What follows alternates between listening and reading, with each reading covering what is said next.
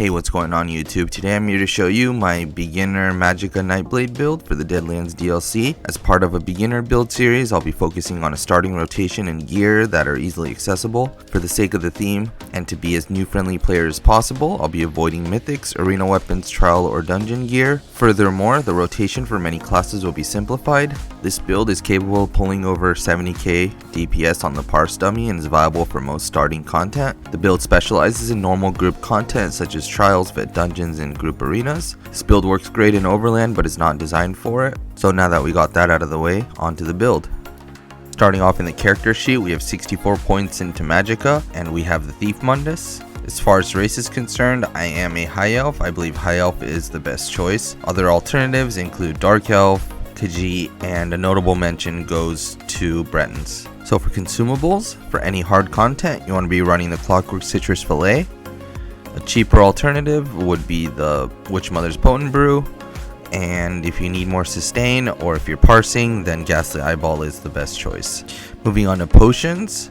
So for any hard content, you want to be making sure you run Essence of Spell Power. The buffs you get from this potion is just too beneficial not to run. Major Sorcery, Major Prophecy, and Major Intellect are all staples for Mag DPS. Because these potions do cost a bit, make sure you have 3 points in Medicinal Passive to make sure you get the duration of the buffs. So moving on to CP, for the blue tree, we're going to be running Fighting Finesse, Master at Arms, Deadly Aim, and Backstabber. For the red tree, Boundless Vitality, Rejuvenation, Siphoning Spells, and Sustain by Suffering.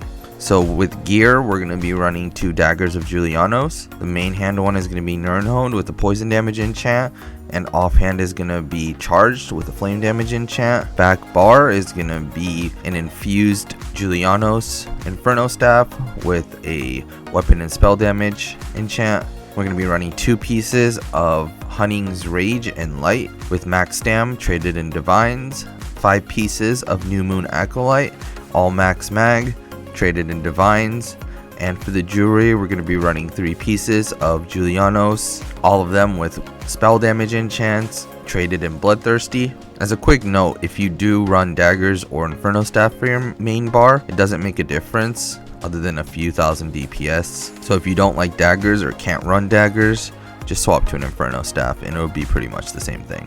As far as skills are concerned, we're running Merciless Resolve, Elemental Weapon, Debilitate, Impale, Barb Trap, Incapacitating Strike, Twisting Path, Unstable Wall of Fire, Degeneration, Siphoning Attacks, Dark Shade, and Fiery Rage. So Mag Nightblades have one of the most difficult rotations, and I try to simplify as best as I could, and what I ended up with is this rotation here. So I start off with Twisting Path, Unstable Wall, Degeneration, Debilitate, and then it splits off into 2 categories that you want to alternate. So the first one's going to be Barb Trap, Siphoning Spells, Dark Shade, and 4 Elemental Weapons. I think it's also worth noting that if you don't have Elemental Weapon, you can just run Swallow Soul. It does comparable damage and gives you a heal, so it might be more situationally better. Moving on to the second part of the rotation, you're going to want to cast your ultimate, which is Incapacitating Strike, with 6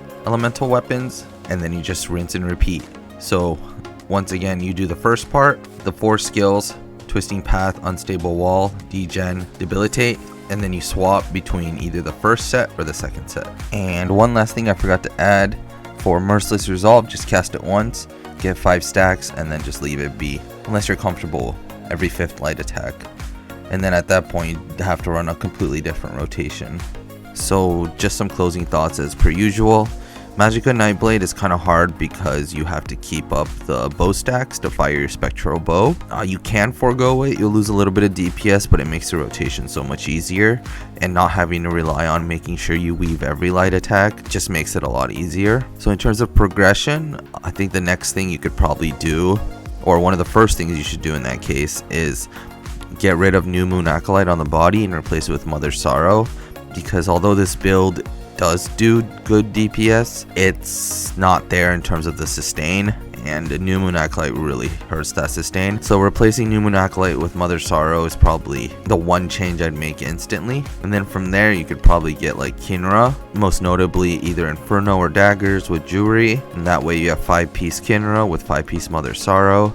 and then you could delve into getting either a monster set or harpooners. That wraps up the build explanation of this portion. Thank you for watching my video as always, and if you have any questions, feel free to leave them in the comment section below, and I'll try my best to answer them in a timely fashion. As a reminder, if this video helped in any way, please help the channel grow by subscribing and liking the video. Feel free to stick around for an attached parse at the end. If not, have a great day and thank you again.